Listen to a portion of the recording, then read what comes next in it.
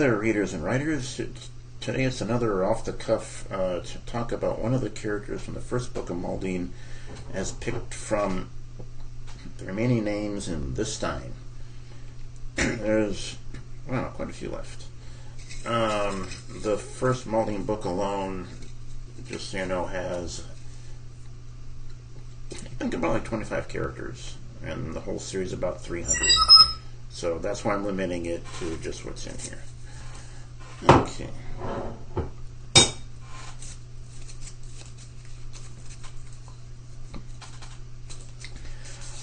The King. The King is a mysterious figure. Sabu and the others first hear about him on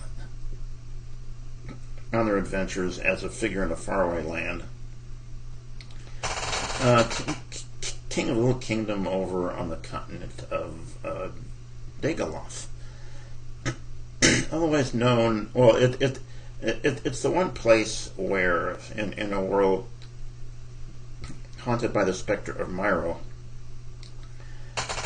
and everybody afraid of his shadow, the king seems to be the one political figure that really doesn't give a hoot, and also is trying to start up something to combat whatever it is that Myro has planned, his armies, whatever else, and that's a big task. There's maybe a handful of people in the world that know the king's real name, and they're kind of sworn to secrecy. It isn't that it's a big reveal or anything. In fact, it comes up, well, part of the king's background is he started off an orphan. He was found as a little tiny kid wandering alone in the woods one day, and a couple adopted him.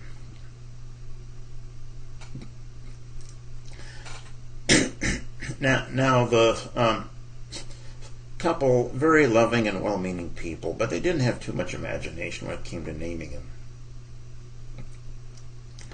And the name does come up in this series, someplace in the first book, or first or second book.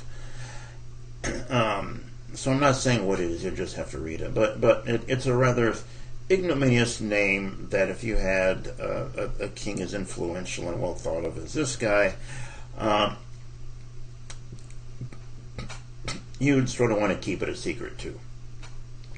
So he started off as an orphan with not the best name in the world, pretty much everything going against him, and through adventures of his own that are sort of hinted at every now and then with him and his friends in days long past, he ended up becoming king. The parallels between him and those of his old group that you gradually find out about as time goes on can be compared to sort of the current ones: Sabu, Eldar, Cinder, Bronto, Shang, and all those. You know, this is like the king is like the previous generation of that group, of that sort of group. You know, sort of, this is your typical adventuring group after the fact. You know, this is what they end up becoming. And like I said, you see hints of that. There's a few of his old group that are around him. A couple that sort of separated off on their own, and you find out bits more and more. No, I haven't written a complete flashback to those days, nor do I really intend on doing a story about his adventuring, because we hear enough of it from the mouths of the king and his friends as to some of what went on. And we know, of course, where he ended up at, and that would just be, I think, be a bit of a rehash. It's better leaving him, you know, at this state. We pick up with him, you know, here in his later days. Besides being unafraid to try and take a stand, And in fact, as we'll find out, he's actually the one that sent out some people to kind of basically recruit others. He's in the background, kind of responsible for Sabu and all his group coming together to where they are and meet him. They pass sort of a final test, and they're brought over to across the world to the king's kingdom. And at this point, his kingdom comprises a big chunk of a very large continent. All the lands of the world of Maldene are large because it's a fairly large world. If you look at the map, if you've downloaded it, you see in the southern hemisphere there's the lands of North Lamaka and South Lamaka, and in comparison they don't really look all that big. They're about the size of North and South America. That gives you an idea.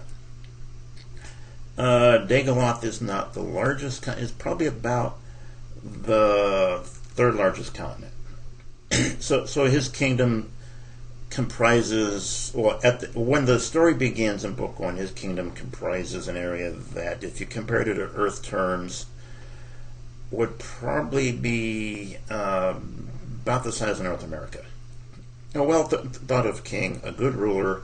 He's known as the king that fights in the field. In days past, when he was leading his armies, he would be in front there leading them. He wouldn't command from the rear. He didn't like having his soldiers do stuff he wouldn't do himself. And he's not at all pompous. He's basically what I would say royal in the true meaning of the word. He's also got 14 kids. So obviously he still manages a certain amount of spare time. And some of those kids come up in certain plot lines of their own. Not the least of which I may have mentioned are a certain set of triplets and their affection for Shang, which is a whole other thing. There's also, and this will come up in detail, I don't want to spoil too much, but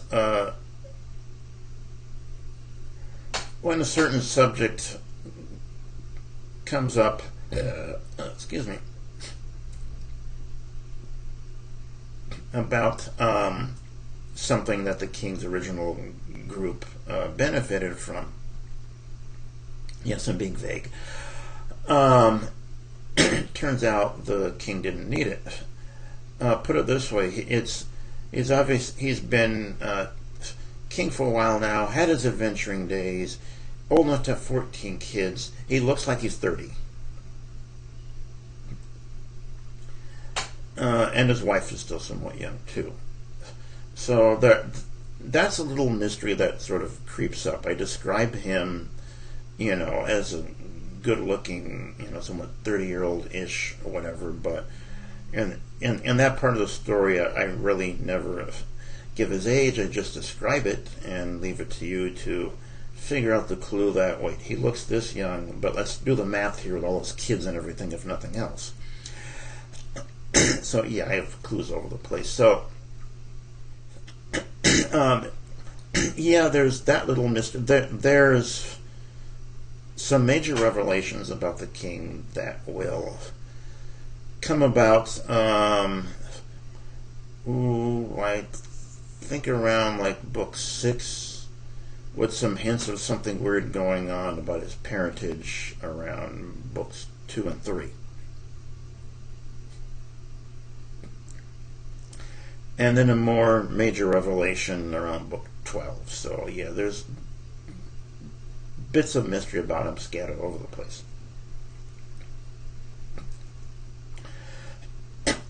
I can say, no, things do not come down to a fight between him and Myro. He's not that sort of a hero. When the final fight against Myro comes down, it'll be everybody against him. The king's purpose in this tale is to get things going, to gather together the heroes that might band together against Myro, to organize all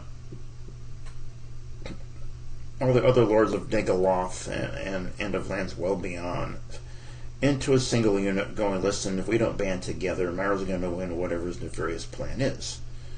And Myro's plan is really big. So he's the one that gets everybody going, gets our group started, gets the other kingdoms united, proves himself time and again.